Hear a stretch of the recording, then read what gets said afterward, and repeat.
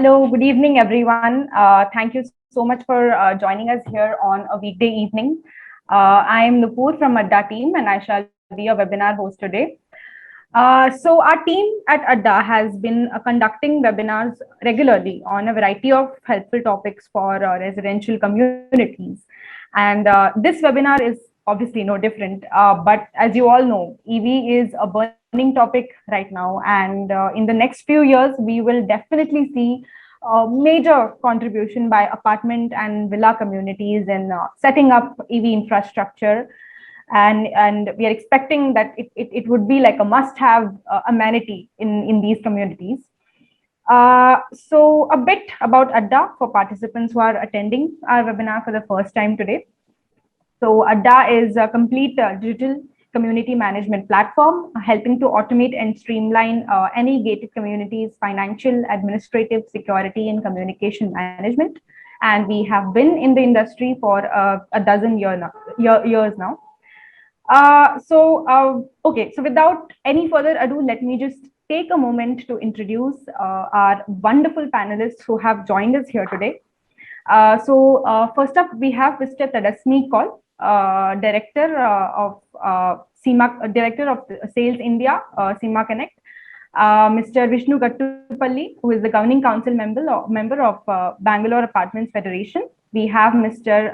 Pawan Muluputla, Director of Electric Mobility, WRI India. We have Mr. Nilay Chandra, Vice President, Marketing and Charging Infrastructure, Ather Energy. We have Mr. Sandeep Bangia, Business Head, EV Charging Ecosystem, Tata Power.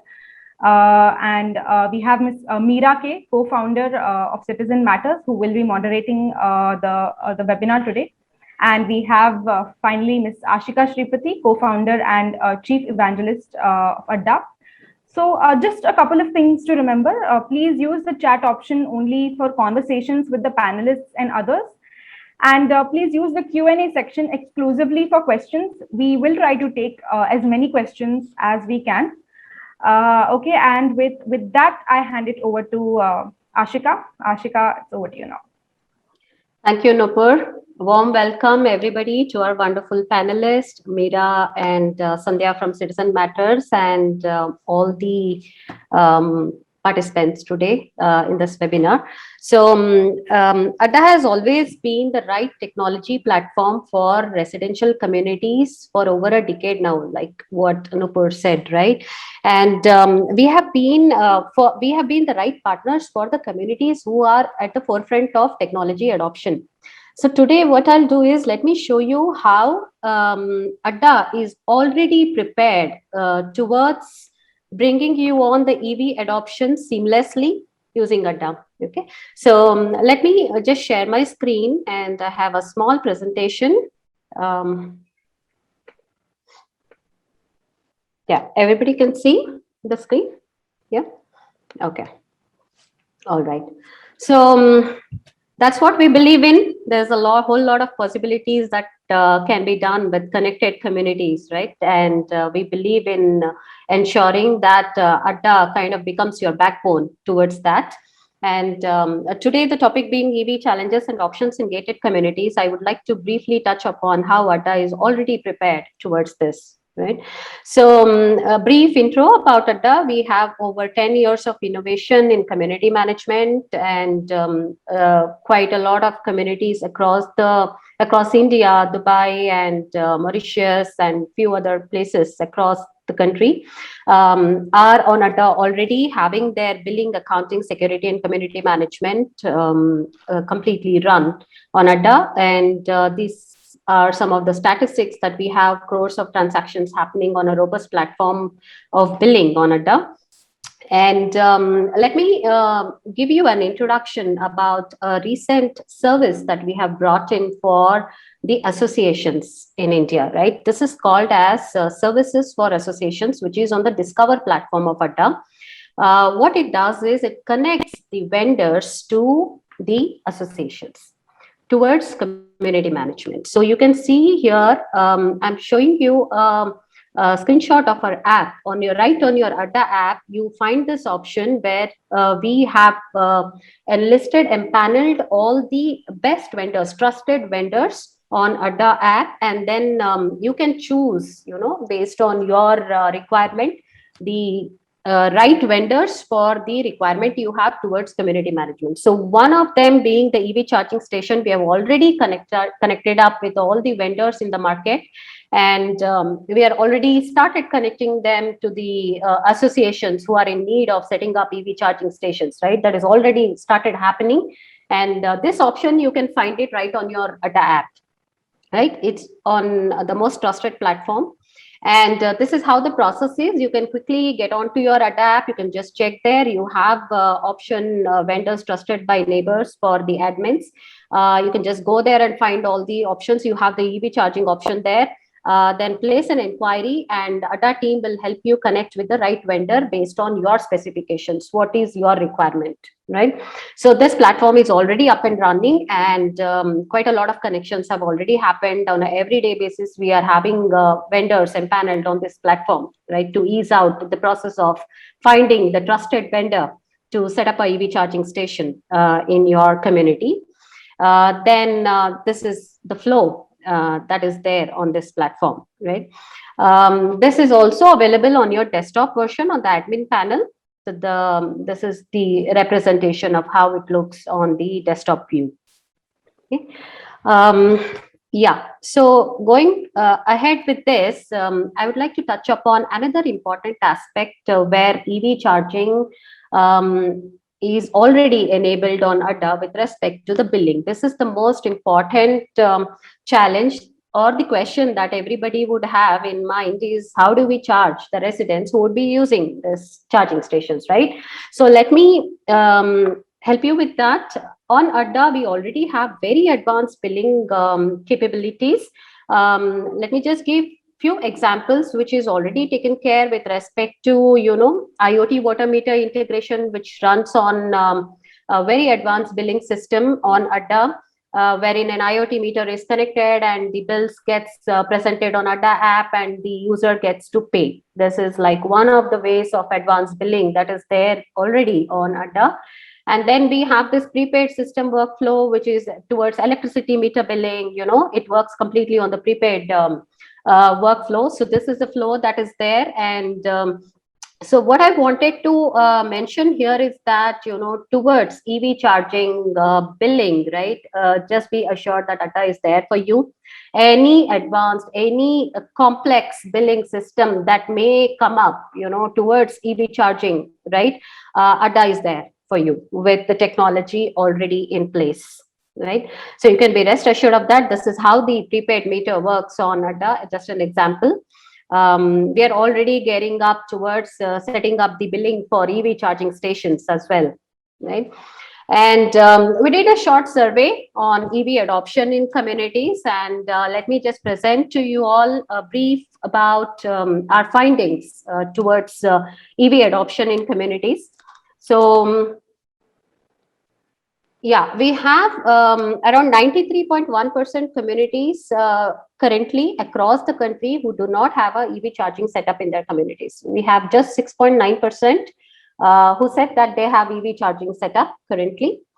Okay, and then only 7.3% said that they do not even want to set up one right now, but 92.7% said that they are looking for setting up EV charging station. And then some of the common challenges that our users have shared during the survey is that finding the right vendor, which is actually what I showcased you with respect to the Discover platform, the services for associations, right? That is already there on Atta, but then we will hear more about it from the panelists in the discussion. And judging the reliability in a big challenge with the EV scenario. And then charging station location, connectivity, hurdles, right? Basic requirements and kind of infrastructure requirements. Then EV charging risks on the safety angle. These are some of the challenges that our users have shared with us in this survey, which Meera will kind of take it up during the panel discussion that is going to follow after this presentation. Then proper idea and clarification around billing procedure, that is again which I have showcased you. Don't worry about that. Atta is already there for your rescue. We will ensure that the billing on the charging happens right for you. without any hassles, right? And adaptation by the community of this concept and usage of EV in coming future by the residents, associated fire risk, kind of approvals needed. So these were all some of the challenges that our users have shared. That's the brief survey report that we gathered across our user base. And then, so this is the app, Atta app in front of you with a host of features in it, which is kind of the super app for running a community management. And you will right here find all the home services and trusted vendors and partners listed, along with everything and anything to do with living in a community. So that's a brief intro about Atta, and I now would like to hand over the session to Meera.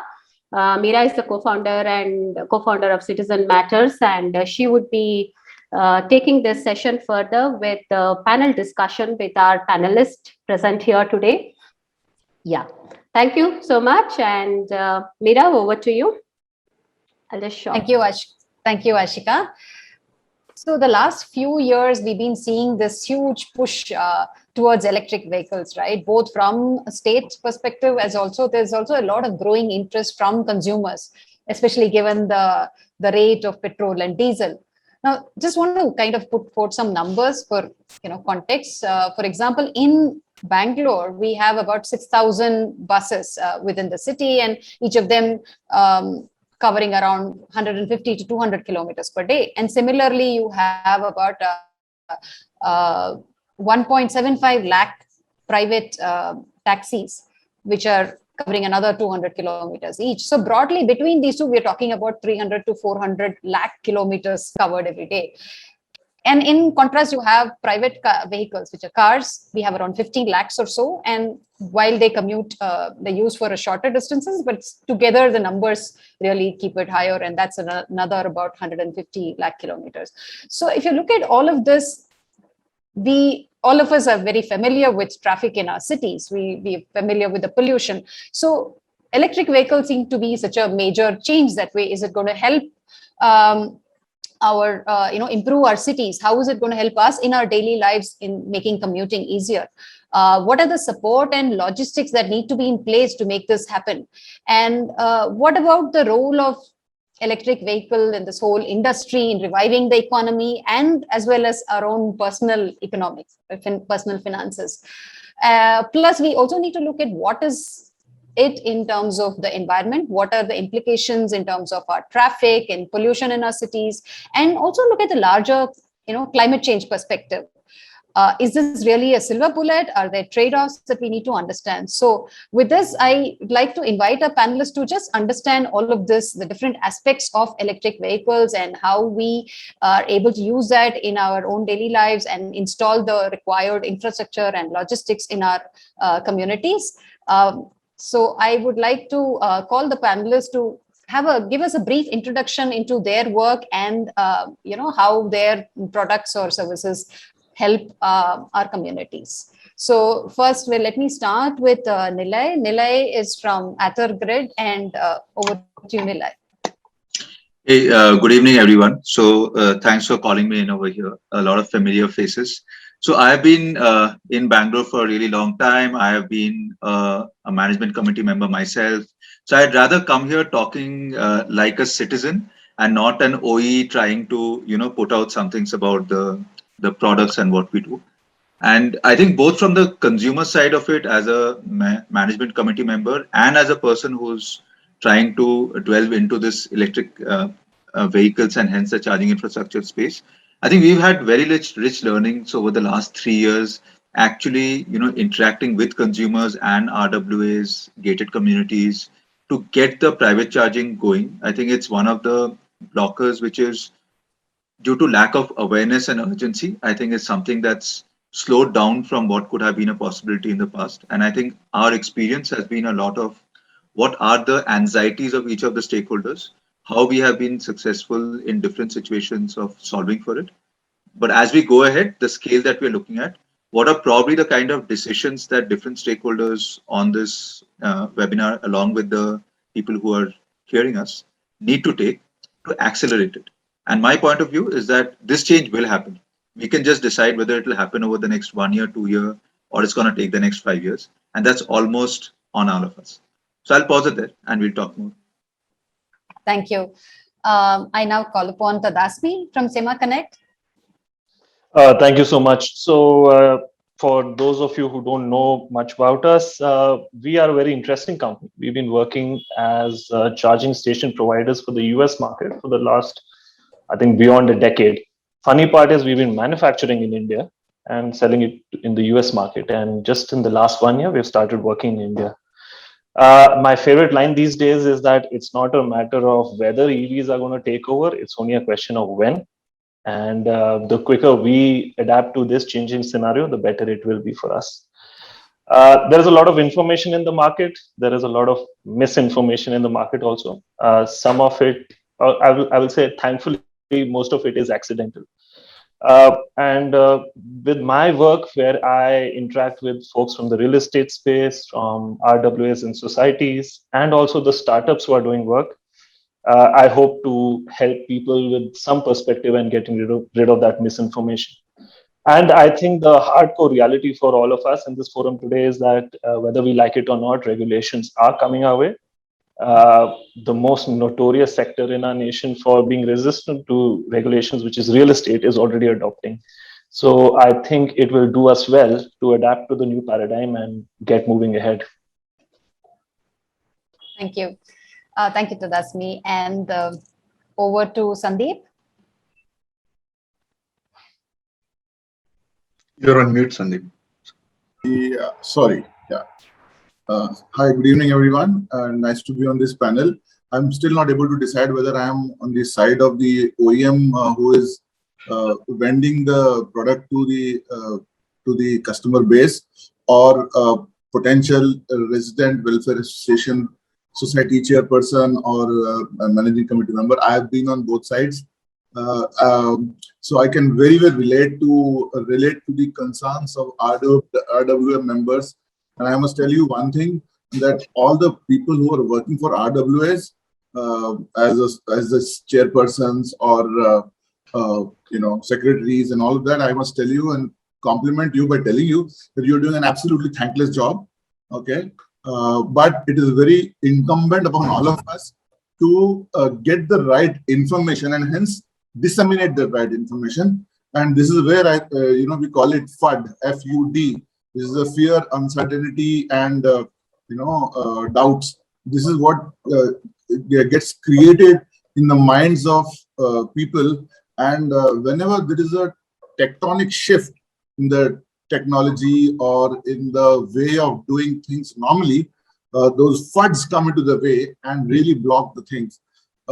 This is the time when the real progressive residential associations or communities will go out there and take up what is the right thing for them and benefit from it. We are into the making of chargers, or rather charge point operators. We don't make chargers as much.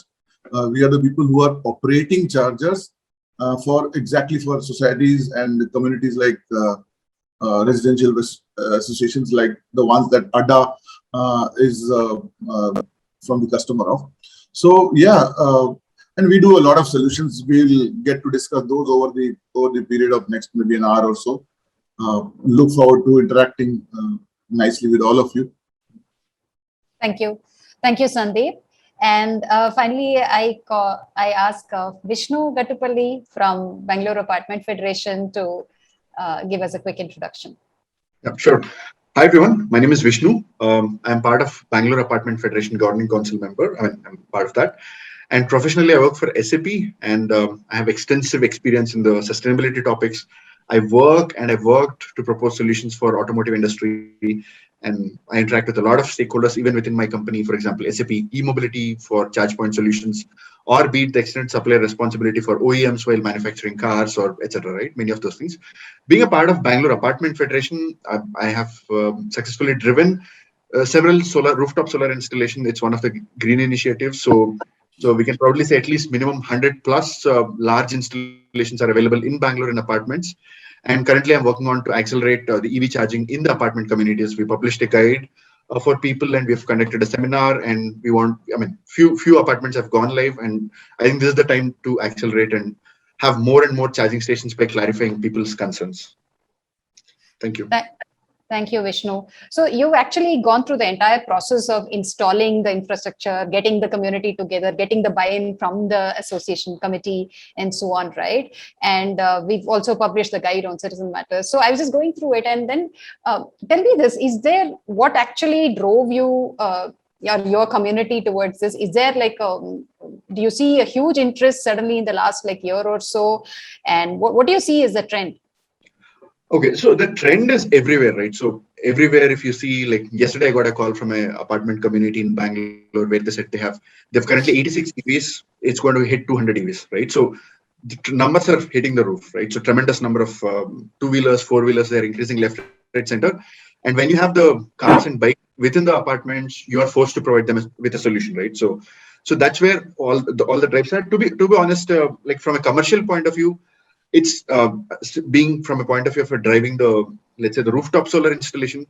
This is not really a big decision from a commercial point of view, right? So the return on investment is there. If you look at solar installation, for example, for our apartment, we had to invest 40 lakhs, 50 lakhs for that. And then if you look at some bigger installations, you may have to invest 1 crore. But for a charge station, you have many options. For instance, you can either go with an OPEX model, wherein you can work with someone like Tata Power, which we have had discussions with, to have a kind of a OPEX model where the association does not invest anything at all, to a point where you invest. You have a lot of choices there, where you want to go for a slow AC charger, fast AC charger, etc. Right? So it's really not a big deal from the process point of view for any apartment. It's just that you work with few vendors, first identify, let's say, how much demand you have, and then work with few vendors to identify what is the optimal configuration, then come up with the pricing options, then take it to general public to say that these are the options and get a buy-in from a general body meeting. So it's not really complex, and it's not really financially a burden also, I would say. So from that point of view, it's a matter of awareness is something that's what required. Thank you. But before we get more into the costing side, I just wanted to, us to understand some of the technical terminologies. So, Tadasmi, if you can explain like this whole thing about AC, DC charging points, what is fast charging, what is slow charging? Can you give us like a quick explainer there? I mean, it's a PhD topic in itself, but to dumb it down, there are 3 levels of charging. One would be level 1.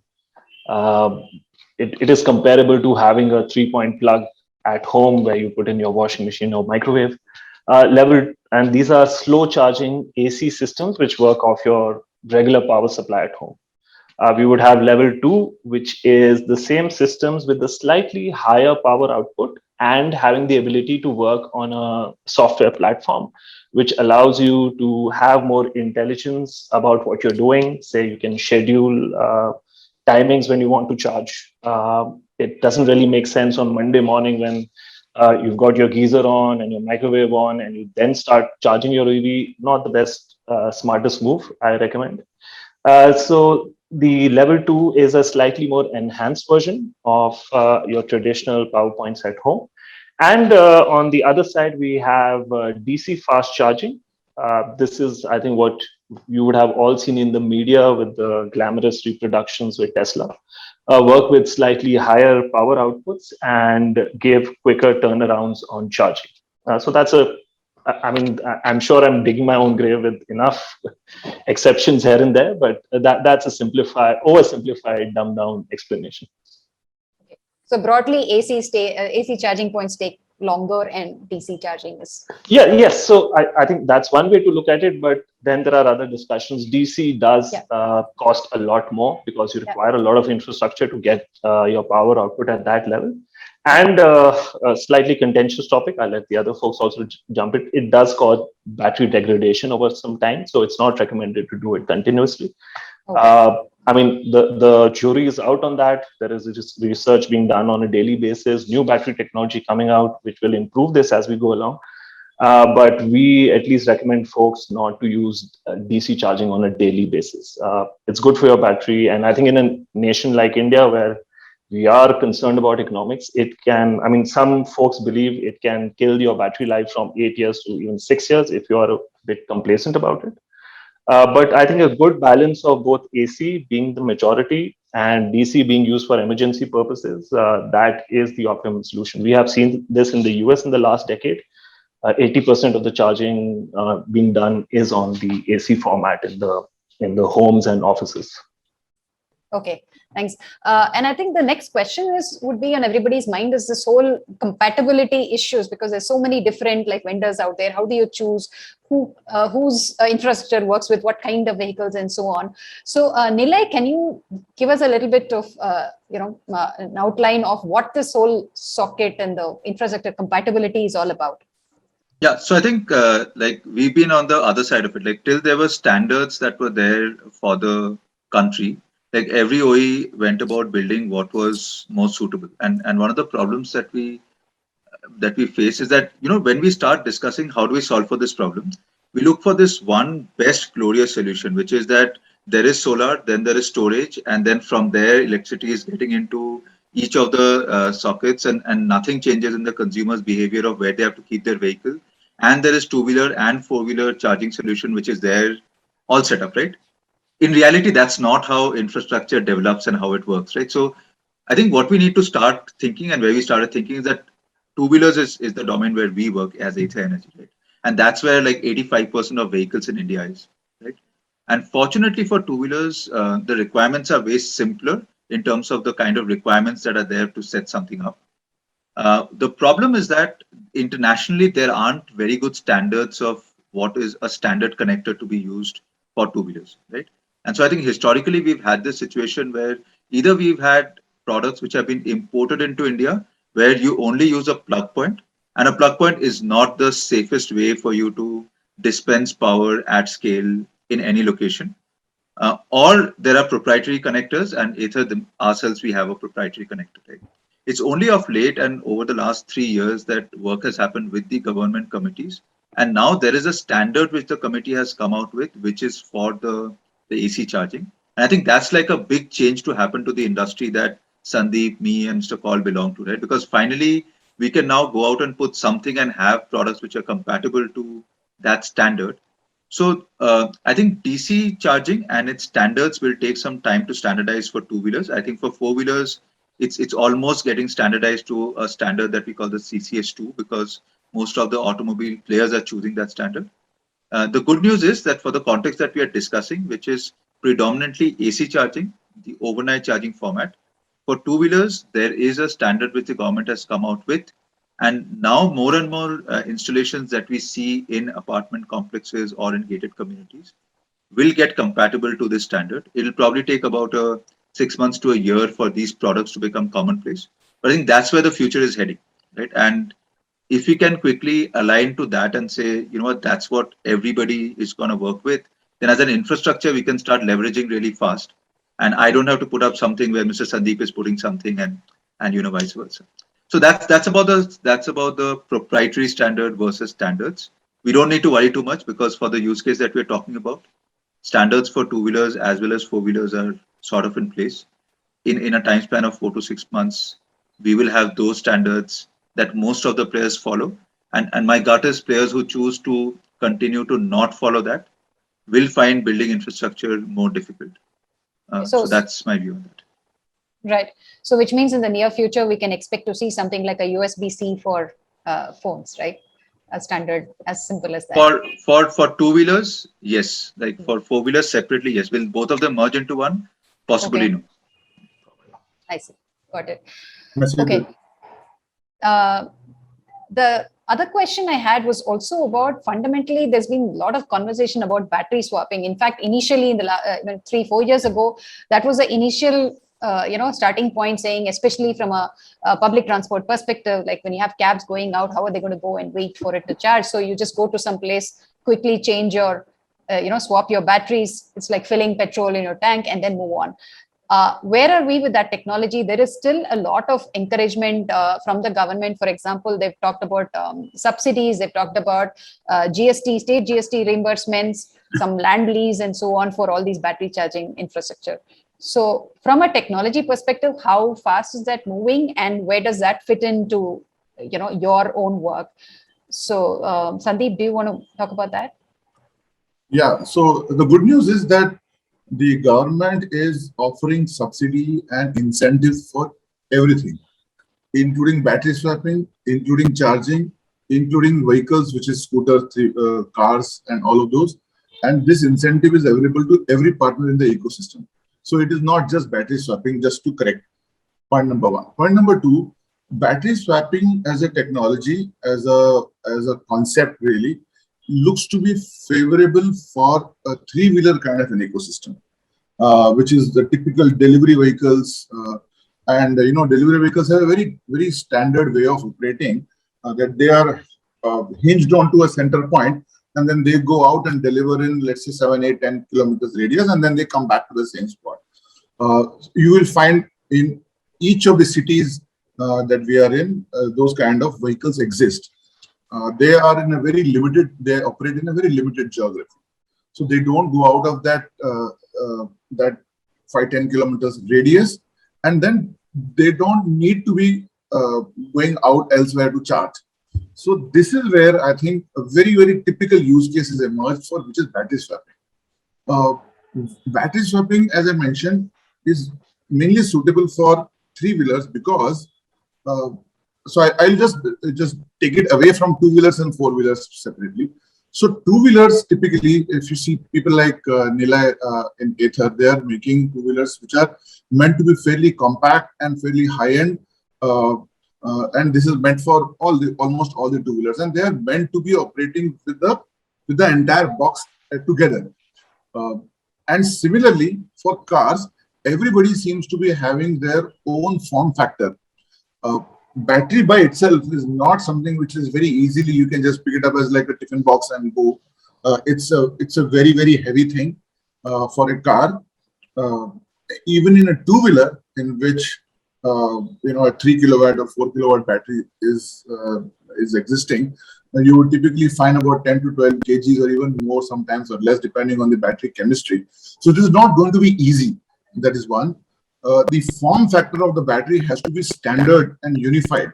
So if you found people getting together on connectors easy, rather very difficult, then you can imagine how difficult is it going to get the people to agree on a battery and a battery form factor. So really speaking, I don't think this is happening, and it is possibly out of whack really to imagine that it's happening. Three-wheeler, it is there. It's a very specific use case, but I don't think the people who are in this forum largely would be interested in something like that. If you are looking at two-wheelers and four-wheelers, sorry guys, the battery swapping doesn't seem to be happening. A global trend suggests that Indian ecosystem, the way it is growing, clearly suggests that two-wheeler and four-wheeler don't seem to be doing the swapping right. Thanks. Got it. There are a lot of technical questions which I'm going to take towards the end because they're very detailed and specific. But just one last question when we talk about technology now, given the rate of changing technology, how long are we going to see this current approach of using batteries and electronic charging stations and so on? What happens when something new like fuel cells come in? For example, when we just had finished changing all our bulbs to CFL and then LED came along. So it shouldn't be that you set up everything and then you're completely new technology. Oh, no worries about batteries or recycling and so on, and then you have fuel cells.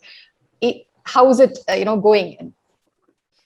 So if you were to ask me, I think we at Tata Power, and I as an individual who's pretty passionate about the automobile technologies per se, I'm seeing globally the automobiles moving into the technology enhancements are happening in three ways. See, please realize fundamentally the mechanicals of automotive engineering are not changing. Okay, the big changes in automotive engineering even today are happening in the electronics part of it, the bells and whistles, the frills, the navigation system, and the high-end audio system, and the digital steering, and all of those. So this is one part. The other big thing that is happening, as you mentioned here, is the electrification of the drivetrains. Now, let's just take half a minute on that. And while everybody in this forum is very familiar, and definitely on the panel, you would have heard me utter it multiple times, but I'll say this again for the benefit of who haven't. Very clear 4 benefits. We are a very, very highly, we are a country which has got 7 out of the top 10 polluting cities in the world. Okay, so we really need something which will remove the tailpipe emissions. Point number 1. Point number 2, 100 rupees petrol and diesel. We are going to be far dependent on just too few countries for the needs of Oil imports. Oil imports. That's not a good idea at all. Third thing is very high dependence on foreign exchange. And finally, I think all of those things really don't concern me as an individual. So all of it is fine. I would really want to have a vehicle that works for me. I will be very happy if it's green, but still it has to suit my pocket. It has to be performing well. The good news is that electric vehicles, whether it is a scooter or a car, is a far superior performer. When I say far superior performer, they are absolutely fun to drive. So I mean, I would really encourage so many people on the as a participant, please go out and ask for a test drive. So Nila, if you're flooded with test drive requests, bear with me. And even for cars, please go out and test drive those vehicles. They are absolutely cutting edge. The top of the line German cars, the performance wise in terms of torque, the pickup and all of that is available to you at a base level, entry level electric car. So it's that much fun to drive. All electric cars and scooters are by nature automatic, no gears, right? So there's so much fun to drive. And finally, they are economical. They are good for the pocket as well as for the environment. What else can you really ask for? So broadly, I think this is a way to go. And you would have heard me quite a few times saying that, but I'll mention. There's nothing that stops. And I heard somebody in the panel say that it's only a question of when will this change happen? It's not a question of how. Coming back to your final question about the fuel cell piece, I think the way the technologies are moving and the big guns of automotive engineering are committing to it, the way big guns are committing, whether it is the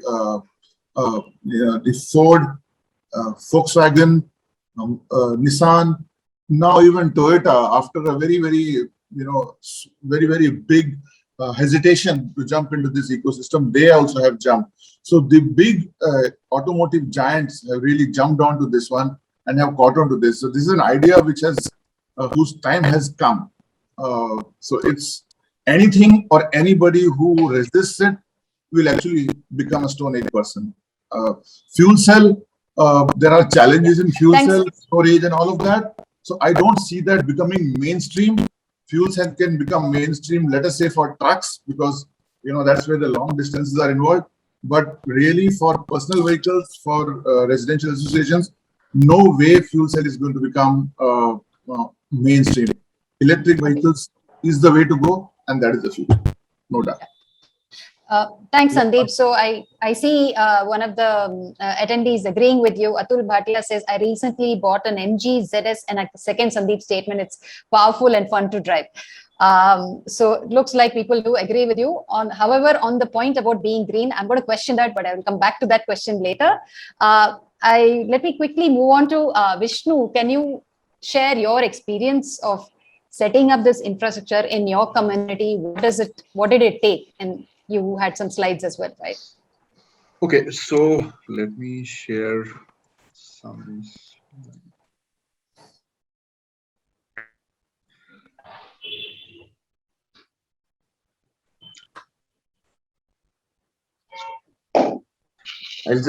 It's not too many slides. I would just go through 4 slides. Probably it's.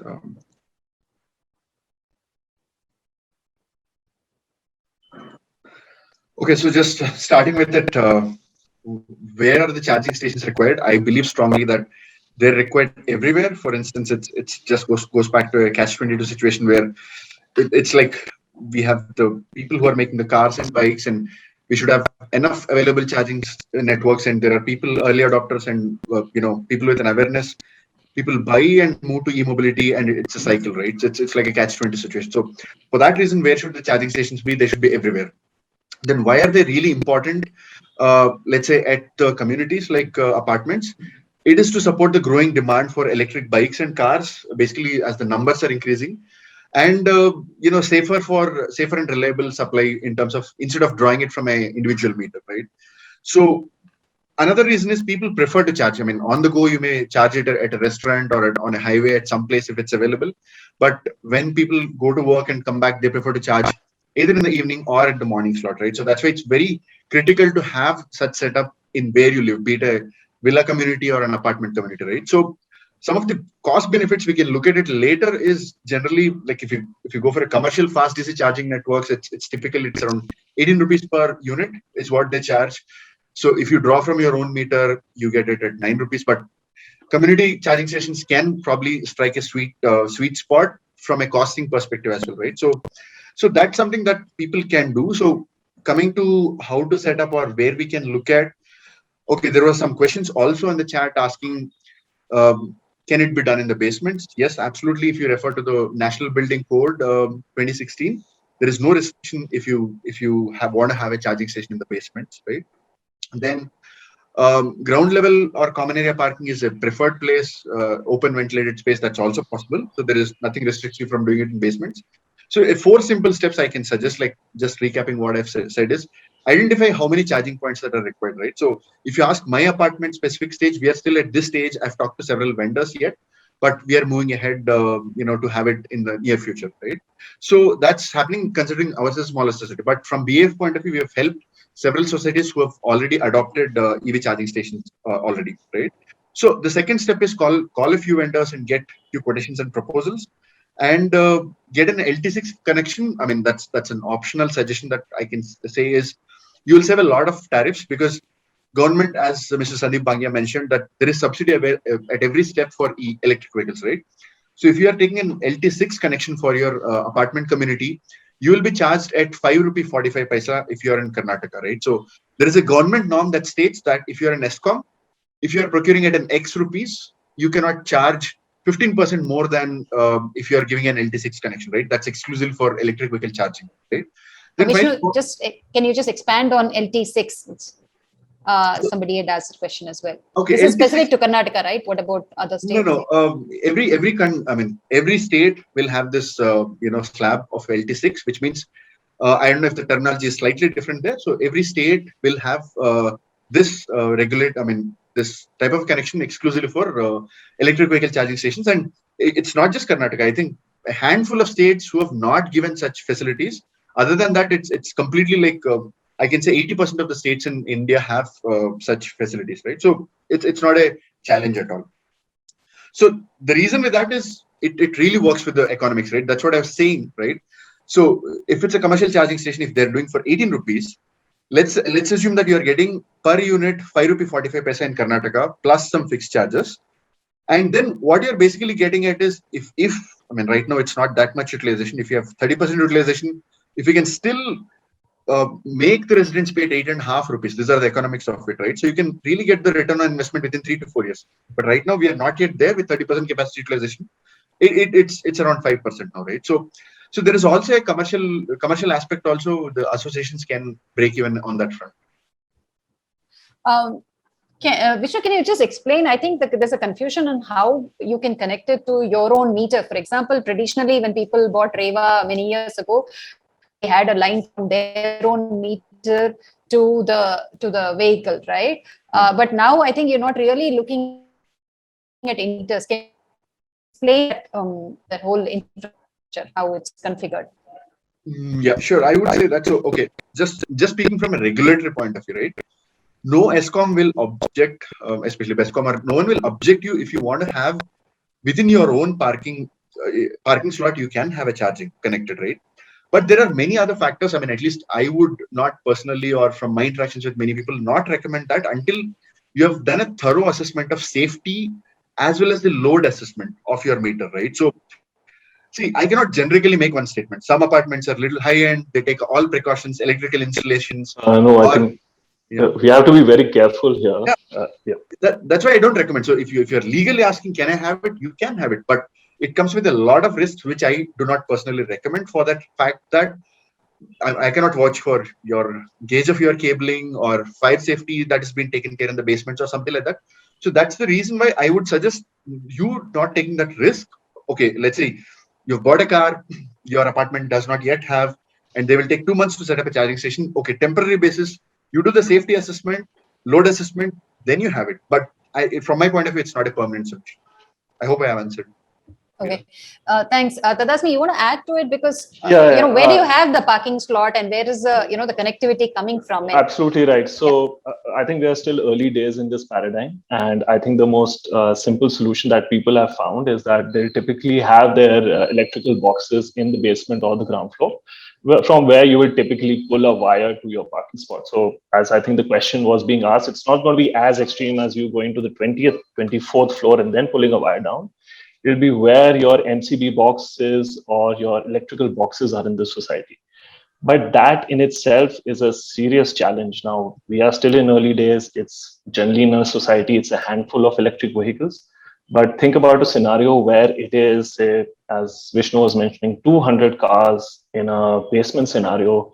How will you have 200 cars, wires crisscrossing each other?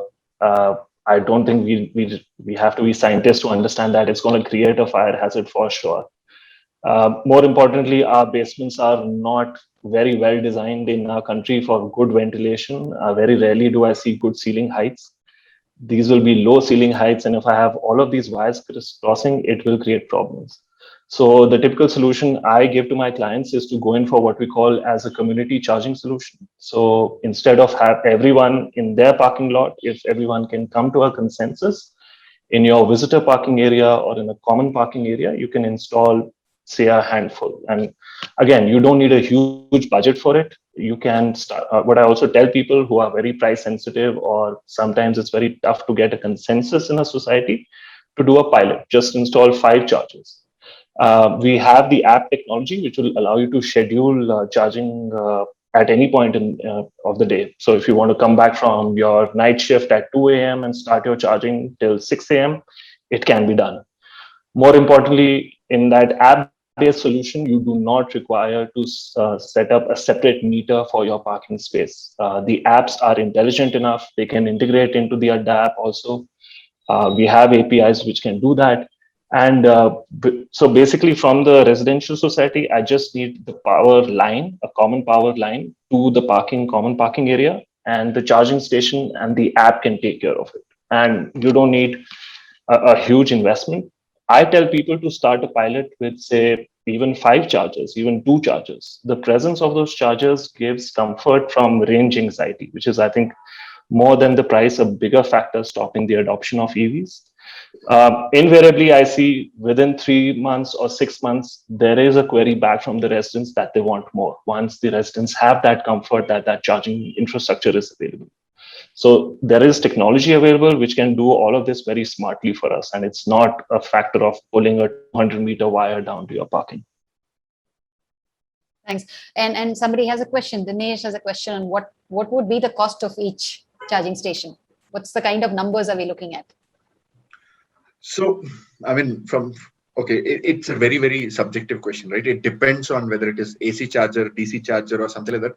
So I can put the cost of, for example, roughly if it is a slow AC charger, maybe you can take it for one charging point to be around approximately 70,000. I mean, if you want to buy and do it, approximately, because we can't say the exact thing. And if you want a fast DC charger, it might cost 6 to 7 lakhs, right? So it purely depends on your requirement, right? So that's why I'm saying it's a very creative space. I've driven installations for solar. Solar installation had involved huge cost, but you have not too many variables, right? So you have a rooftop space, you have this many panels, you do that. But when it comes to solar, it's a very creative thing, right? That's where the consultants or the companies that the vendors with whom we are working comes into picture, because you may be a large society, you have a lot of parking space. So then the suggestion could be different, but you don't have too much of a visitor parking space. You have some space in the basements, right? So then the solution could be slightly different, right? So It depends. If you have too much space, they may suggest go for a lot of AC slow AC charges. That's good enough. Don't have to invest a lot on DC charges, right? So it's a purely subjective matter is what I see when it comes to choosing a right configuration and installing, but other experts can pitch in and speak. And what about, and anybody can respond to this question. Are there connections? Vishnu talked about recommending a separate connection, an LT6 connection, because financially it makes it more viable. But are there additional infra like transformers and all available, required? It depends. Again, that's also a question subjective, right? It depends exactly on, that's why the consultants play a key role here. It depends what is your sanctioned load, how much load you're consuming, how much more you can take. Typically, when BESCOM or anyone sanctions, they'll always give a little bit of extra room. So as long as it's a small to medium size of a charging station, it should be still fine without an extra transformer. But if you're really looking for a big bang thing, maybe you would require. That's what I feel. So let me just add here, Meera, just for the, and I'll step back. I'll just step back for a minute. See, globally, the electric vehicle charging, two-wheeler is a phenomenon which is very, very, very, very powerful in India, because there are not too many two-wheelers out there in the world except, let's say, China. So if I come to the two-wheeler part, yes, there is a very clear need for having a set of chargers as a community, which is to be a shared chargers. So amongst, let's say, 40, 50 two-wheelers, you could have 10, 12, or even as many number of chargers as the two-wheelers themselves. This is the first part. Second part, most cars come with their own home charging kit. So you would want to install that particular charger in your own designated charging, right? In your own designated parking, I'm sorry. So wherever I park the car, that is the place that the charger is meant to be installed. So this is the biggest benefit of an electric vehicle. You get a personal private petrol pump equivalent of the fuel just for yourself, and 80% of the charging happens at that personal petrol pump. And this is a global trend which is being mirrored in India as well. This is the first part. So all cars come with their own chargers, all two-wheelers come with their own chargers, and it's meant one-to-one. The point about what Mr. Kaul was saying about the community charging, that is a place where you go to begin, which means that, let's say, a basement of, let's say, 1,000 cars or 2,000 vehicles, or even 200 vehicles, you got to start with, let's say, 4 or 5 or 6 chargers meant for the common usage, because you don't have so many cars in any case, or so many vehicles in any case. So these are the two things that need to be planned for. Coming to the how it has to be done. Yes, if tomorrow all the vehicles become electric vehicles, and you have got a basement which is full of 500 cars, then the wiring it becomes very cumbersome. All the wires running up and down here and there. The point is, unfortunately for us, that is not happening immediately. And fortunately for the RWAs, this is something that is going to take some time. The migration from zero electric vehicles to all the vehicles being electric. And that is where the opportunity lies. That an RWA can plan to wire up the location, which somebody like us, which we also happen to be a power company and we also happen to be a charge point operator, something like we can do, or is something that the RWA can do themselves. That is a choice that you have. The power connectivity is something which is normally not a concern. As I mentioned. If you are looking for a DC charger, then you will need to possibly apply for an upgrade for power. Otherwise, in case of AC charging, there is normally not a concern, because 7.5 kilowatt kind of charging for your parking or for a community parking typically gets taken care of very, very easily, because as Mr. Paul mentioned, that you do have the capacities which are slightly more than the designed capacities, which have already been given to you by the power company. In this case, I think it's important that we realize that the safety element is something that I was just hearing about. See, crisscrossing of wires is pretty unsafe, as I would call. But the moment you plan for it, it is actually much safer than a petrol diesel car. You just think of it: you are sitting on 50 liters of extremely inflammable liquid, and we don't blink an eyelid to say that this is not safe or this is safe. And whereas a solid state battery, if we sit on, we think that this is unsafe. I think the electric vehicles by themselves are born instinctively safe. So if there are 500, 600, 8,000 vehicles sitting in your basement, it is absolutely safe as long as, and that's the rider which Mr. Kaul mentioned, as long as the wiring is done suitably correctly. And that's where I think you need to talk to the right people, whether it is the power company or whether it is a charge point operator. So that's, I think, broadly what I thought I should mention it here. Sorry, Thanks, Meera, I Sandeep. just wanted to come in. Yeah. Yeah. So I think like we are talking about all possibilities of all type of vehicles. Like the people who are hearing us out, the first way I would want to start this is that in the next 1 or 2 years, possibly the environment that you're going to face is that there are going to be a few people who want cars, electric cars, and by volume probably a more number of people who want two-wheelers, right?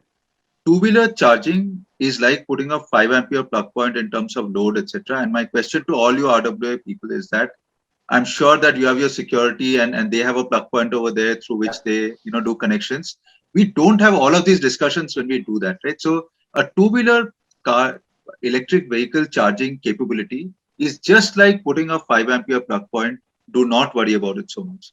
Do not worry about the ultimate future when 500 cars will be electric vehicles. It will take a little bit of time. Start with a common area four-wheeler charging and a two-wheeler charging if you have very few number of vehicles. The day you get little more number of two-wheeler vehicles, you can spread it out in your community at different locations.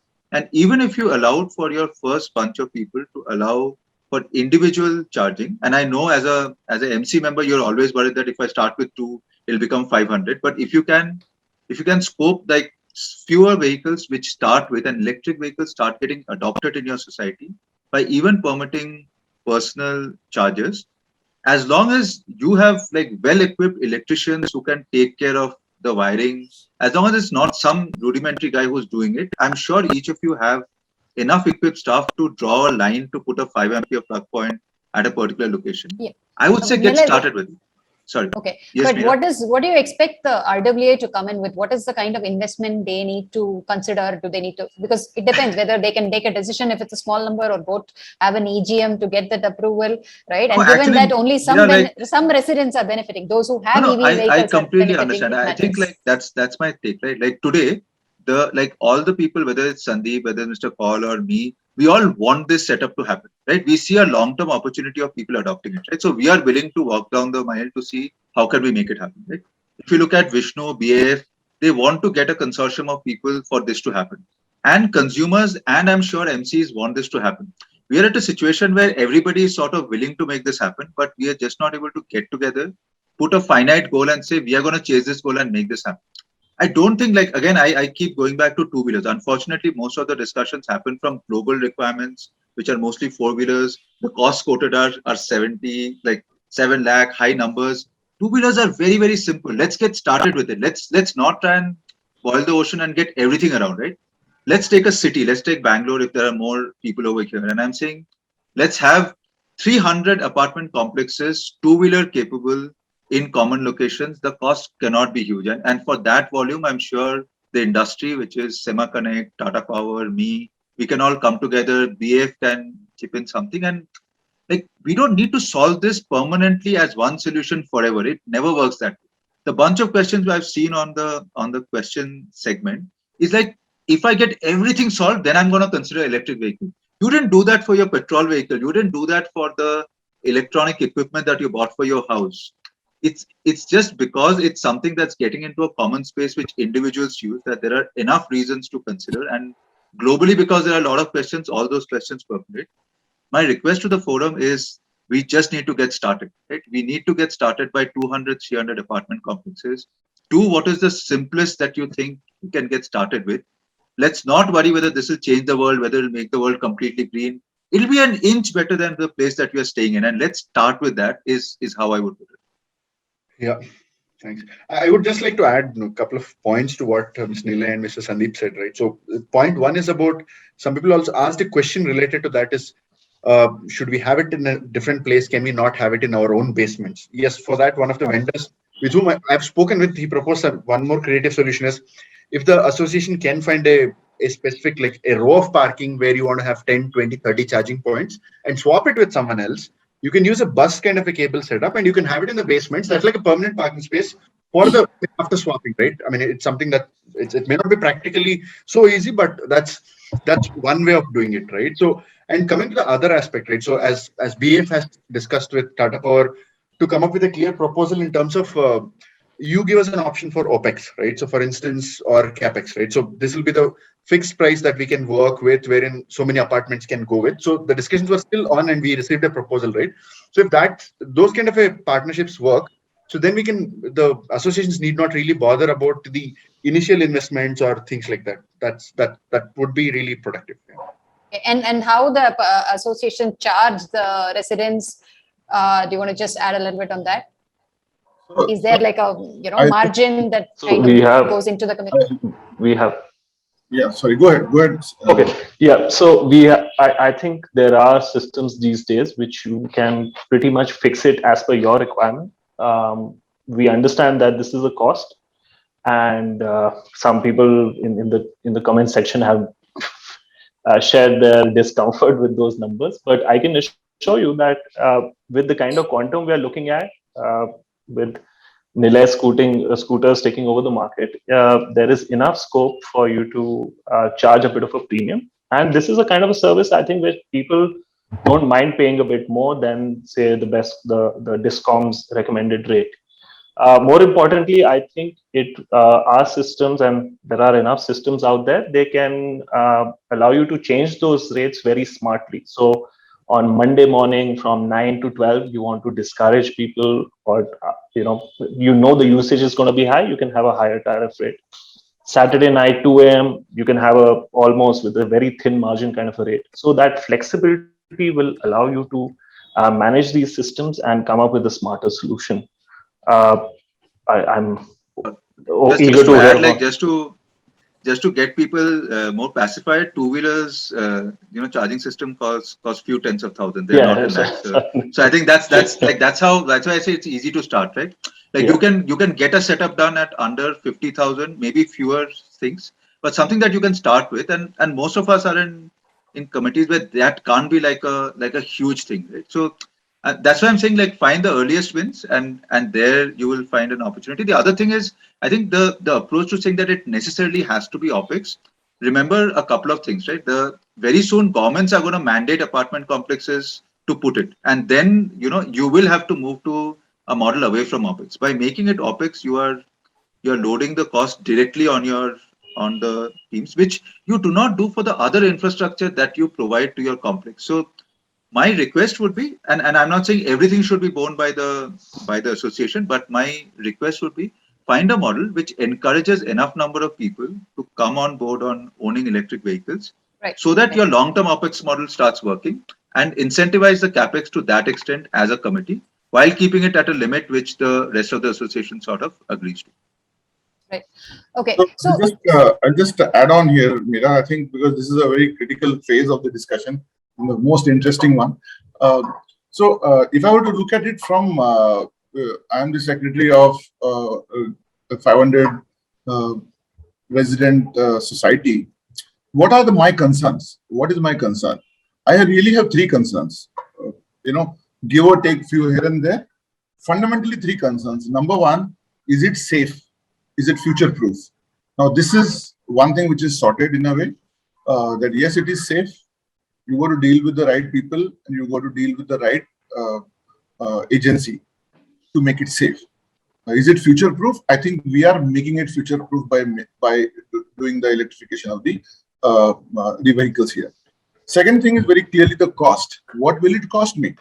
As a society or as a secretary of the association, I am concerned about the cost, and I have heard somebody mention here that today there are only 2 cars, so why should, or two scooters or 10 scooters, so why should I be paying more for subsidizing those scooters, right? So I think that's an argument which is Stone Age kind of an argument. We all did that when we put dish antennas on our terraces. We all did that when we had landlines from BSNL and then moved on to be landlines from Airtel and the other private operators. So these are the same questions that were always asked. I already have somebody. Why should I look for an option? But I think the way to do that is we got to move something ahead in terms of being progressive. The cost is not very high, as Nila mentioned. In two-wheelers, it's very, very marginal. In four-wheelers also, there are ways and business models which will ensure that the society's cost will be zero or minimal depending on what you choose to be. It is not something that it is imposed on you. So if you want to choose an OpEx model, go ahead, be my guest. You don't have to pay anything. It gets recovered in the usage. Right. And if you want to pay for it, and then it. And the third one, very important, is I don't want a hassle. As a society's secretary, I don't want any hassle. I don't want my member coming to me fighting, saying that you have charged me 50 rupees, whereas I have got only 25 units of power in my car and all of that. Now that's something which is in a way also sorted by the digital platforms that most of the operators have. We have definitely invested in a very, very strong, sharp digital platform, which ensures that everything happens through the mobile, and the society through the ADDA or otherwise gets to know the MIS about what is being charged, how, if you choose to get involved. If you don't choose to get involved, be my guest, it is between the user and the power company, and that's it. So I think these are the 3 things, and that's the resolution for these 3 things that I suggest. I think that answers the question. Madhav Murthy had the question, why the association even has to get involved. So basically, then all the ADDA does is provide the space and say between you and the organization that is setting up the infrastructure. So all this is fine, but end of the day, we're still talking about individual consumers. Are there, and this is a general question, are there any products or services out there which actually serve a community as a whole? Let's say a pool of EVs that is available for anybody in the apartment to use, right? This kind of sorts of, it's not tied into individual ownership, but it's sort of like your, the vehicles that you have out there, like the Bounce and Ola kind of vehicles but it's kind of gives you advantage that people in the community have, find it easier to get it. You don't have to walk down to the nearest dock or something. Are there those sort of services available or being considered? Would anybody like to share? Mr. Pavan, you are on mute. Hi, Meera. And hi, Pavan.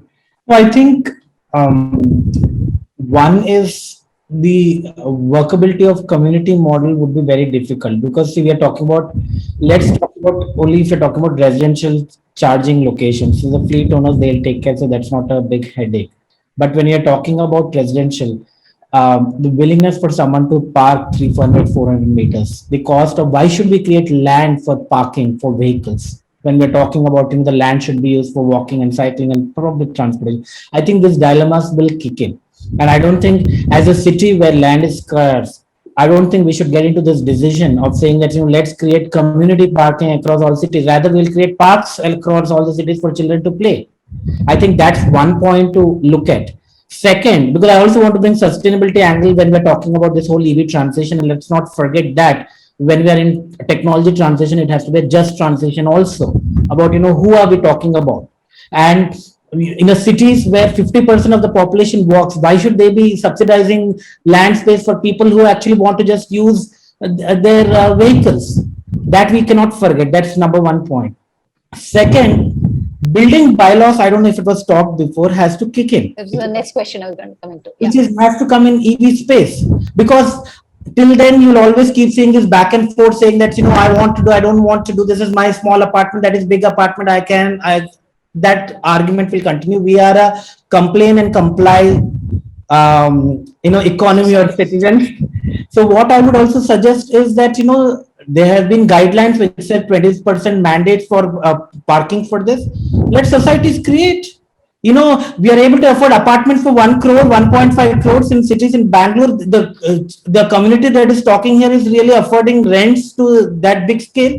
Yes, RDAs have some responsibility. It's easy to wash away because of the jhanjat. They may say that I don't want to get into all this natak between the consumer and the supplier. That doesn't work because RWAs are responsible for festivals in their community. They are responsible for cleanliness in their community. They are responsible for climate change also in the community. This can be really shunned away from that. I think that's the question we have to ask RWAs also. We have to find business models to work. But how much money is being spent on paintings? I live in a community where they painted after 5 years. Yes, you have to, when their technology is transitioning, there is a role for all of us to really say we may question where to subsidize, where not to subsidize. We have to discuss. You can't go and say that we'll subsidize in community, but I'll not subsidize in the apartment community that I live. And third, I think we are talking about, to begin with, what's easier battle to tackle. All the new buildings that are coming up mandate that they'll have to provide certain X level of parking. First, tackle that. The retrofit is very difficult. Where it is gated community, it's even more possible. But we are also talking about apartments where there's no space for vehicles; they just park in the ground floor. How will you really think of bringing so many connections and people will park on the road? Will they do that? I think this is a stepwise. Technically, I think there is a lot of people to. I heard what Nilay was saying, Vishnu was saying, but I think it's a lot of governance issue, and it is also an interaction that has to happen at what the overall goal of the city is. Are we forgetting that ambition in that process? Are we really looking at how the EV transition is happening? We are talking about technology transition. We are okay with the jobs that will come through EV transition, but we are not okay with providing charging infrastructure. There are all these contradictions that are happening, and it cannot be solved in one go to say. But I think there is a stepwise. Go for mandates in all new buildings. Go for transitioning in where there is space available right now. Where there is parking space available, it's only about an installation. Car owners will easily pay. If you're able to afford an electric car, why will you not be able to pay for the charges or the installation if you are doing? And in apartments where we don't have options, I think for two-wheeler we'll have to discover whether it's battery swapping models that will come, or it is about you just go and pick up charged batteries. So there are all those options that need to be discussed. I'll just pause here, but it will be good to hear from others. Yeah, but Pawan, I just need to pick that point. You talked about environment, right? But end of the day, I mean, by itself, it makes, EVs have, very little, direct pollution. There's no noise also generated. All that is fair. But one, where is the electricity coming from? End of the day, it's still coal-fired plants, right? And number two, also the cost of manufacturing these vehicles. It's end of the day, we're still encouraging private transport. From both a policy perspective and a governance perspective, where do you think this fits in? Short in nutshell to say, see, we are talking about two life cycles, right, of two different sectors. Energy sector's life cycle with its infrastructure is not going to be same as mobilities. I am talking about vehicle 3 years where, a fleet two-wheeler will be turned in 3 years, it will be replaced, versus if I put an infrastructure for my power, I can't say that, I'll replace in 5 years, I'll replace in 10 years. So there we are talking about two different cycles. What we are saying is mobility is the easiest sector to really decarbonize right now. Let's start there. We have to start somewhere with some sector someday, right? We can't be saying that until the power sector or the energy is clean, we'll all be sitting and that day we'll jump to mobility. Is energy transition going to, or the technology transition going to happen over 2 years, over that period of time? We're talking about a 20-30 year of time to really transition this whole thing. See how many vehicles have come EVs in the last 5 years. After scratching, after pushing so many policies, we're seeing some momentum. So that argument is always easy because you can convince in sessions like this and say that we'll decarbonize. Nothing. That will not work because we're talking about two different sectors with two different life cycles. That's one point. And Meera, what was the second question? No, at the end of the day, what about we are encouraging private vehicle ownership. We are saying that, see, that is always there. And that has to be combined with the transition of, we are not saying that stop your investments in walking, stop your investments in cycling, stop your investments in public transport. It's not about saying I'll choose this over that. Choose that first. But can we really deny today and say that India will not transition? We are talking about a whole transition of an automotive sector which provides 7% GDP to the country. It's the fifth largest in the world. See, we have to put context of where we are talking. It's very easy to isolate it. Pawan, if I can add to your point, Yeah, that's Meera, I think this is how I think the misinformation develops. We are talking about very different segments. There is wide consensus. I have read multiple reports. All of them have universally said that the three-wheeler market and the public transport or the cab market is are unanimously going to go electric by 2030. I have not met one expert who has kind of disagreed with this. These are different animals we're talking about. To give you an example, there are cities in China where the entire public bus and the taxi system is fully electrified. So we can't expect to say that, hey, because that is not happening right now, I will not work on the passenger segment. These are different ecosystems. Their technology is common. Adopting one helps the other. And it is nowhere to say that because we are encouraging this, something can't happen on the public transport system. There is a lot of work happening there. I think if you study the various state transport departments, almost everyone is evaluating a system where how do they convert their fleets into electric. So I think it's very unfair for us to put the blame of one sector on the other and then crucify them. They kind of move independently sometimes. So, good. Thanks. I think, Meera, I think I'm possibly most equipped to answer because we are also a power company, right? We generate power as well. So, and I thank Mr. Pawan Mulukutala to begin with. He was representing the naysayers of the electric vehicle ecosystem, and fortunately, he concluded with on a very optimistic note, saying that something have to be done and that they have to be done. And I completely agree to that. But yes, I think very, very valid points raised, Mr. Pawan. And to your point, Meera, so let's just put these things in very quickly in perspective. Being a power company, I can possibly lend some credibility to this discussion. Today, out of every 100 units of power generated, 37 are renewable power. So by a very beginning, electric vehicle is 37% less polluting than your petrol and diesel vehicle. So let's get that debate out of the question. Second thing is the concept of, and there are n number of reading material that is available out there. There is a concept of well to wheel. Now, well to wheel, the power generated by an electric vehicle is far more efficient from the mining setup to the wheel, the thing that comes to the wheel, which makes the vehicle for every kilometer that it runs more efficient on the fuel that is consumed. So this is the second part. And the third part, and very important part, we are all living in the urban conglomerates. We also live in societies which have got possibly basements, and that is a place which is fantastically tuned to tell us what this is all about. In a basement, typically the sound of an electric vehicle, sound of a vehicle, as well as the fumes in the vehicle get thoroughly amplified. And that's the urban environment that we are living in. We are living in a larger basement, even when we are sitting on the streets. So we are completely eliminating tailpipe emissions. And those tailpipe emissions, for argument's sake, go to the thermal power plant, where the precautions to ensure that this pollution does not actually go out into the atmosphere is far, far stringent, right?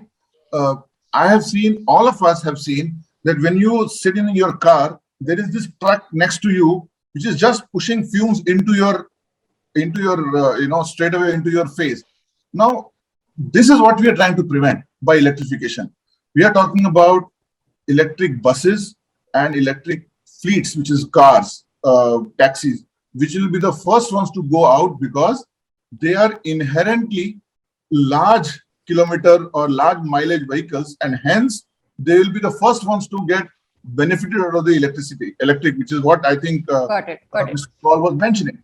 So I think this is where the beginning has to be made, and that's where I completely agree with Mr. Pawan, and not necessarily with a lot of other things that he said in the previous part of his comment.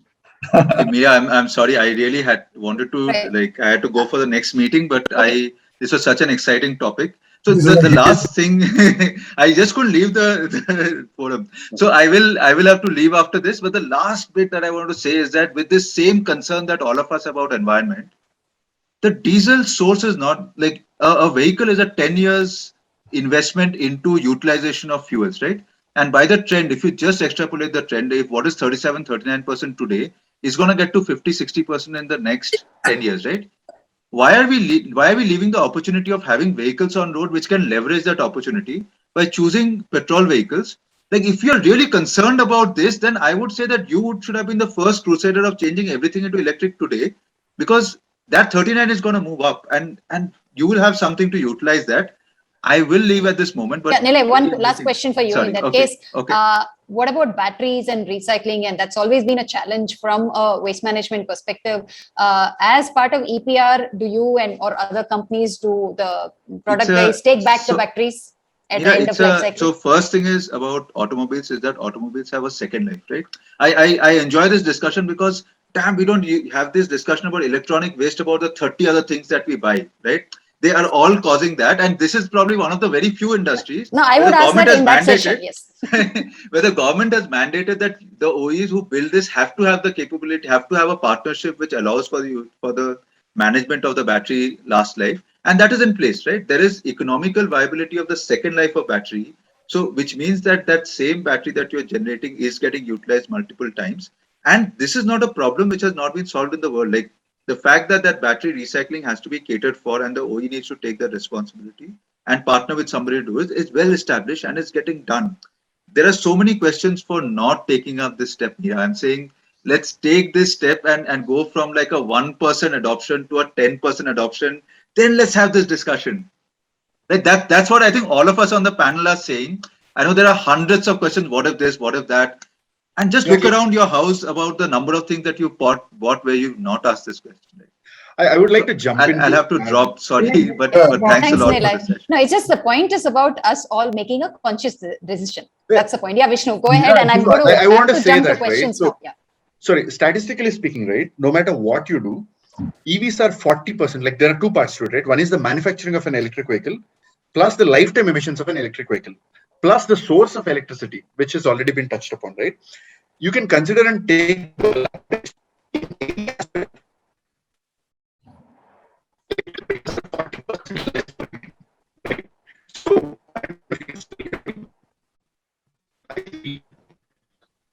Vishnu, I can't hear you, or am I the only one? No, I think he has some issues. We can't hear him. Yeah, there's a network issue. So Meera, I think there is a very clear intent, and I use the word FUDs, which is fear, uncertainty, and doubts, and that has been very consciously created in our minds. Oil and gas industry is bloody powerful, and they have been growing in power over the last 100 years. So I would hazard that that industry is going to do everything in its power to ensure that some of these things don't happen. And printing an article in a newspaper is the easiest one of them, which is what gives rise to the FUDs. And this is exactly where the forums like yours, Citizen Matters and ADDA, are helping by actually removing those myths, and hence we are discussing. Yeah, sorry, you're saying something. Right. Pawan, very quickly, I'm going to take a few really important questions, but there are a lot of very technical questions which I think we'll address post the session. I think we really need like a very detailed FAQ to address some of them. For example, there are questions related to cost, there are questions related to charging current and typical battery wattage and so on. That we will have to take it offline, but I do have a few really important questions. But Pawan, last point from you. So I think let's not also get into blaming the oil and gas companies. If you really start, or we lose them when we abuse them. But on a serious note, they also buying companies which are into EV space. They are getting into the RE space. So I think the transition is happening across them also. So I think they have also realized that it is not that we can be sitting with what if you see. Shell, Total, they are invested, Yeah, and all that is really changing in the industry. So we can't really just that one clarification, Sandeep. Yeah, Okay, right. no, not at all. Yeah. Incidentally, I also own a petrol vehicle, but I shouldn't be saying this in this forum. I also own an electric vehicle. So that's fine. We are all in the transition mode, and they have read the reading. They have seen the reading on the wall very clearly. The writing on the wall is very clear for them also. This is something which we all understand. But yeah, sorry, Meera. Yeah. Yeah, Sandeep, thanks. We are running out of time, but I am going to take a few really important questions that I see here. There are probably like hundreds of questions here, but I promise we will do a detailed explainer and FAQ with all these, addressing all these points. But for the moment, I think a lot of people have this question about how do you convince RWA? Vishnu, I think you are best poised to answer this, because I think it's about like 1 or 2 residents wanted and the RWA is like, I'm just telling, I'm really not sure from where this is coming, right? Really. Okay, for example, yesterday there was an apartment, Brigade Gateway, which went live with around 350 kWp of solar installation. 350 kWp roughly means, I'm just doing a simple math, 3.5 crores probably, right? 3 crores is an investment. In our apartment, we have done rooftop solar installation spending 50 lakhs. We have put pigeon net by spending 3 lakhs. For the same 3 lakhs, I could have five charging. Five charging, yeah. So the cost is, I mean, it's an absolute myth, right? So painting cost of a building once in 5 years is extremely high compared to EV charging station. So the question is not really, I would say honestly, I've been a president of my society from 5 years, right? So it's not, I mean, I should not say this. Your apartment has to be really, really poor to not have this proportion of money. I'm just saying, right? So it's that way. If your apartment is really that small, then probably you can do an individual charger in your own basement. That's a possibility, because cost is one aspect. The second thing is it's about presenting, right? Every year or every now and then, every association has a general body meeting. People call for special general body meeting, COVID discussions, right? So the normal process is simple. You have an evaluation. The same steps we have taken, for example, for rooftop solar installation. We have had 3 vendors. We have evaluated 10 vendors. We have finalized 3 vendors. We made them come and do the presentation in front of general body, giving them each 15 minutes. Once it's done, we opened a voting, whom to go with, yes and no kind of a thing, virtual or whatever. Then you take a conscious decision and go. It's just like any other decision. You make a decision to have a pigeon net, to have some spending. You make a decision to have a painting of a color, or you decide to change a gym equipment, right? Gym equipment, treadmill and some things are damaged. You spend 3-4 lakhs to change it. The money wise is not a big thing. The process of getting an approval or a decision is not a big thing. It's just a matter of giving the facts and giving them awareness. That's all it is. Right. And there was another question about, when we are talking to vendors, what should be the criteria on which you judge those solutions? And Vishnu, again, as a neutral party, I'd ask you this question. Sorry, come again. Evaluate what? Evaluate the solutions. Like when you go out and talk to a few vendors, what are the criteria that you need to consider? Again, it depends, right? So it depends on what your vendor is offering. Again, so like I said, it's a space where you don't want to get into too much into it. Some people really prefer some. For example, we went with solar. We wanted to have some really simple string inverter. Somebody may want a micro inverter. Somebody may want some advanced panels. Same way, some people choose that, okay, let's not have only 5 chargers. That association may choose, okay, let's have 10 chargers. Some people may go a little frugal approach where they say, let's stick with 5, right? So it entirely depends on that factor. The second thing is technical feasibility point of view. Generally, the consultants would always suggest the good components. You have to do always a little bit of research. You don't have to be a PhD in electricals, but a simple research. Have some basic parameters of costing, number of vehicles versus number of chargers required, which charger costs what, or things like that, right? The location and those kind of simple decisions can be made, right? So we can explain this in maybe a different session. Yeah. Right. And any points on there is a question on build, operate, transfer, which I assume is similar to your the OPEX model. Is there something that the bot cycle is covered? Is anybody offering that kind of an option? Yeah, I think we are offering that. So depending on what the model is chosen by the society, you can choose not to invest in capex, and that the recovery happens because there is a capex deployed. So the recovery happens in the OPEX model. This is an option that is given to the society, and this is exactly where I think Vishnu was mentioning. He's So we do have your proposal. That's with the Tata Power, in fact, this is exactly how we're trying to figure out a large society might have a substantial capex pool to really not worry about 1, 2, 3, 4, 5 chargers, and on the other hand, there are smaller societies who would be worried about, and I think there are people which are exceptions on both sides. So we do some of those things very clearly. And the important part is, and I know the question that you asked, Meera, while I'm technically not a neutral party, I'm an interested party. Yes, we do charge point operations. But what I can tell you, what people should not select is based on how much the charge point operator is willing to compensate you per month, or as a revenue and all of that. I think that's the criterion that should not be looked at all. There are a couple of things that Vishnu mentioned. You should be looking at the credibility of the person who's doing it, the background of the person who's doing it, or the vendor who's doing it, and what does he bring to the table in terms of expertise. How much money he gives to the society officially on a per month level kind of a thing. Now, that is the only thing that you should not look at. There are so many RWA members who are there possibly listening to me. That's the only thing that I have to say to them. Okay. Right. Okay. And in terms of a capex model, is what is to be considered in terms of maintenance? So that was another question. So the charge point operator, if you get somebody like to install the charger, then it is a matter of putting the charger, putting the hardware, software, the background electrical equipment, and maintaining it. So the hassle, as I mentioned, is completely out of the window. The moment you get somebody to install a charger, that's from us. We have got deals with large building communities. In Mumbai, we recently announced the entire Lodha set of properties will have Tata Power chargers.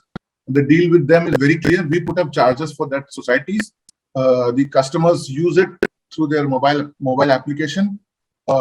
We are maintaining the hardware, the software over a longish period. Now, this is something that we bring to the table, and that's how we are in a way contributing to this ecosystem in our one suite way. Right. I was just thinking that could there be like an empanelment of vendors by BESCOM or something for residential charging? Because I think there are safety concerns, there are going to be these challenges. So it's not maybe an option for us to also explore at the beginning, that not simply invite someone and start installation. So I think that empanelment may be an option also which we may want to explore. So sorry, I have a contradicting point to that, Mr. Pawan. So okay, so the thing is, okay, so for example, for solar, the empanelment of a vendors has been an ongoing process from BESCOM for more than a year. The policy has changed, things have changed, but even after 1 year, there is no empanelment, because the empanelment and this whole process has its own complexities, which we are all aware of. And I mean, okay, at least from a BAF point of view, what we have done is, for initial evaluation, we have published 3 vendors whom we have evaluated and discussed and explored their proposal with in the BAF note, right? So we have made the life simple for the, anyone can go to BF knowledge base and download that guide and then see the 3 vendors, contact them and do it, right? So that's a due diligence we are doing, also the same thing that we have done for solar, right? So it's just a group of experts, word of mouth opinions and past expertise, and we recommend that. So that's how it works. Thanks.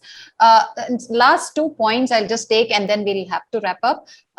One about and this is again across states, I don't know if there are different rules. Is there approval required from a DISCOM for setting up charging stations anywhere in any state? Does it depend on the state? Answer is no. Straightforward, no. Okay, so this is across the country, no permission required from your ESCOM to actually set up a charging station. Yeah, it is encouraged to be de-licensed. I would like to connect with some point, I think, which was already mentioned, was the preferential power line. So that is an option for the DISCOM to give to you. If people are thinking that they will get that preferential rate and it will make things cheaper, I'll recommend, again, from a neutral point of view, I'm not trying to push anything. You might want to level your expectations. We all know what the speed of performance of these distribution companies is in India. So one should take that into account when planning. Right. Okay. And the This- last, yeah. These distribution companies, excluding Tata Power, I hope you mean. No, I didn't take. I'm neutral, and I will not take any names. So. Right. And one last point about, what would be the first step for and anybody can take it saying, okay, if I find out I have N interested residents, what should be that number? If 5 residents show interest, should we go and explore? What's a rule of thumb? Any starting point that you folks would recommend? So I have a number in place, and it is internationally proven and also proven by various green building and certification councils. And that rule of thumb number is 2% universally. Other countries have seen this development. In fact, there are countries out there in the Scandinavian and European markets which are already at 50%, irrespective of any questions asked, what kind of building you are. So if you ask me how many scooters need to come before you set up charging infrastructure, my answer is one. You do not want to be in a situation where you have an inspector from the local municipality coming and giving a notice to you. For that matter, you don't want to be on LinkedIn with your society's name on a very toxic post also. So I'll encourage people to start. It's not a huge number, and at least among the things, see, we have to think there is a certain reason why automobile companies have shut all petrol engine development and started this. So if those guys, after all their thought process, have taken a step, what can you really come up with which will contradict that line of thought? Absolutely. Right. Thank you. So we have really run out of time. There are a lot more questions, but the bottom line, like I see it, there are many advantages. Definitely, from an individual perspective, we all benefit from the reduced pollution. We benefit from better economics. The cost of owning a vehicle is reduced, and so on. However, there are still larger questions that need to be addressed: the source of the power, the cost of producing the vehicle, and so on. There is still the importance that we need to give to public transport and larger policy issues. So there is going to be a trade-off, but we just need to be conscious and take the best next step forward. And having said, I just invite everybody to share like in 1 minute, like everybody's last point. Sandeep, you want to start? No, I think the core concerns that most RWAs should have has been largely addressed. And I just say that there is one thing to facilitate something which is progressive, but today I would put a different spin to it. Today, if we are not facilitating, I think we are being the culprit to adoption of an ecosystem that is right there. It's happening. It's a transition that is happening. Future is bright. Future is electric. Thanks. Then Nilay left. Okay, Vishnu, you want to come next? Yeah, sure. So on one final note, right? So it's like people are people, right? So let's understand that fact. There are early adopters. There are people who take a decision a little later. Some people don't take a decision at all. So it applies the same way, right? Some people there are some questions. If they're clarified, they'll go ahead. Some people are perpetually thinking always not to take any initiative. It's not just about EV charging. It's always there for anything. My only hope is that with these kind of clarification sessions, people should take the next steps and move ahead. Again, only a certain percentage of people will start and other people will play catch up. So I think it's the right time. The electric revolution is here to take the Indian market by storm. Thanks, Vishnu. Tadasini? I'll highly encourage everyone to have conversations with us. We at Sema Connect are always open for education. I think it is just that when people hear something happening here or there, they tend to make conclusions. I have said it again. I've said it before. I'll say it again. It is really, in all the people I have met, in everything I have read, it is not a question of if, it is a question of when. And the quicker you come to terms with it and adopt your lifestyle and the lifestyle of your community, the better it will be for all of us and with less pain in the process. Thank you. And Pawan, the last word is yours. Thank you, Meera. I think EV is the future, and what will happen is also we'll discover many models that will come up, and I think we should be open. We'll see resistance in certain communities. We will see some communities coming up and encouraging installation. I think we need to do a lot of learning. There's no one solution right now, and I think we need to give that space for next couple of years to really understand, because I may just have my viewpoint, and I think the openness is the key when we're talking about the residential charging, because it's not been discovered, and let's be honest about it, that we need to learn about it. Right. Thanks, Pawan. And thank you, everybody, for a wonderful panel. I think we learned a lot, and there are still a lot more questions that we do need to address. And for sure, we will come back with those responses. We will share it with the panelists and bring those back to you. Thanks, everybody. And over to you, Ashika. Thank you. First of all, thanks, Meera, for a well-run and well-moderated session. And yeah, claps there to Meera. Thanks all the panelists, all the speakers who joined us in spite of the busy schedules each one of you had, and discussing with an open heart on the challenges and the questions that our participants had. And I also would like to thank ADDA team for, I think in just a matter of 4 days, we kind of managed to put this whole thing together. And we had quite a good number of registrations and coming in, and participants also. We had more than 380 participants today.